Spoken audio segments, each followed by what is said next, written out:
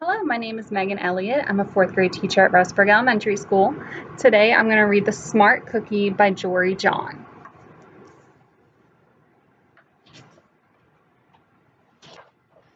Greetings. I'm a cookie. I live in a bakery on a street corner near a river. Come on in.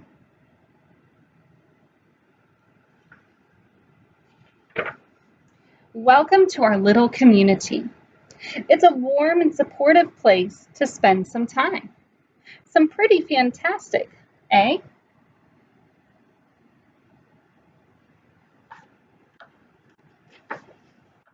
These days, life is sweet, but my journey was not always a cakewalk.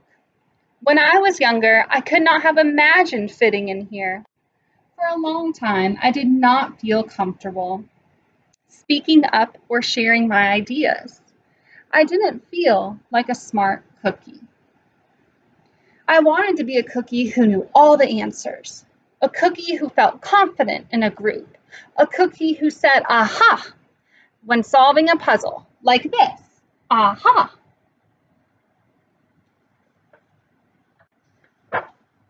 Looking back, I had some trouble in my early days. I went to school in a gingerbread house. Our teacher, Miss Biscotti, was kind and patient. When I arrived each morning, she'd wave at me and smile. But I didn't get the best grades, and I never did raise my hand because I couldn't think of the answers as fast as the others. And I was the last to finish most tests. It wasn't because I didn't care, and it wasn't because I didn't try. Sometimes I get distracted and mess up, even though I knew the material. Those were the most frustrating moments of all. Once I misspelled the word dough. That was rough. Another time I added when I meant to subtract. Occasionally, we'd have a lesson where I had absolutely no idea what was happening. I just couldn't keep up. I imagined that my desk was a raft and that I was completely lost at sea because that's what I felt like.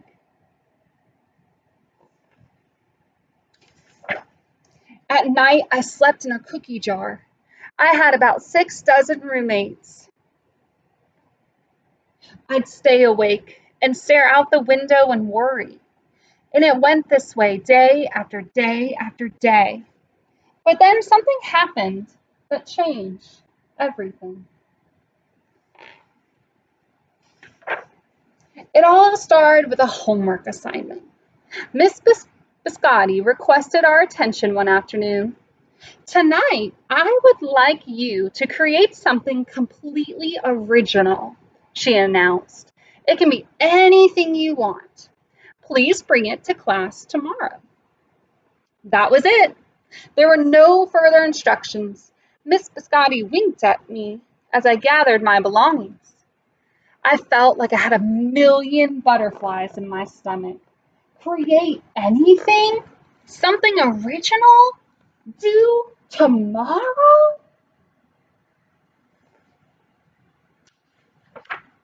When I got home, I immediately went to work. At first, I tried a cooking project. The results were half-baked. Next, I tried to hammer and nail something. It splintered immediately. Then I tried making a sculpture. It was a complete bust. I wondered if I was about to fail yet another assignment. I was stuck. I stared out the window and watched the rain hit the river. There was something mesmerizing about the water, how it moved in such a chaotic way, swirling around and around, yet ultimately figuring out exactly where it needed to go. Aha! Suddenly, I had an idea. I decided to write something original, a poem. I came up with a title based on how I'd been feeling, my crummy days. After that, the rest of it seemed to fall into place. I wrote and I wrote. I lost track of time. An hour went by in a flash. Aha, I said when I was finished. I couldn't sleep that night, but it wasn't because I was worried.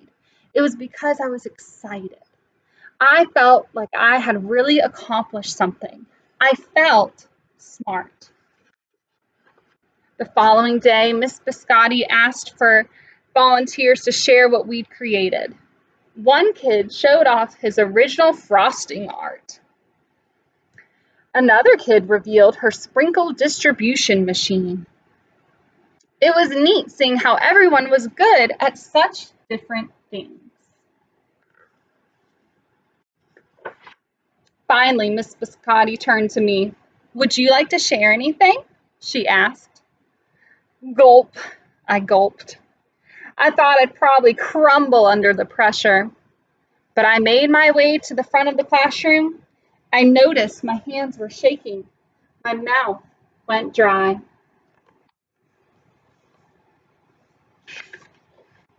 This poem is called Crummy Days, I said, my voice cracking, and then I read it aloud. As I spoke, I noticed some kids were nodding at certain lines. Other kids laughed at parts that were supposed to be funny. As I built toward the finale, I felt myself becoming more confident and animated. And in the end, everybody clapped and cheered. I promise you this, I'll never, ever forget it. Miss Biscotti was beaming. No one but you could have written that poem. It was completely original.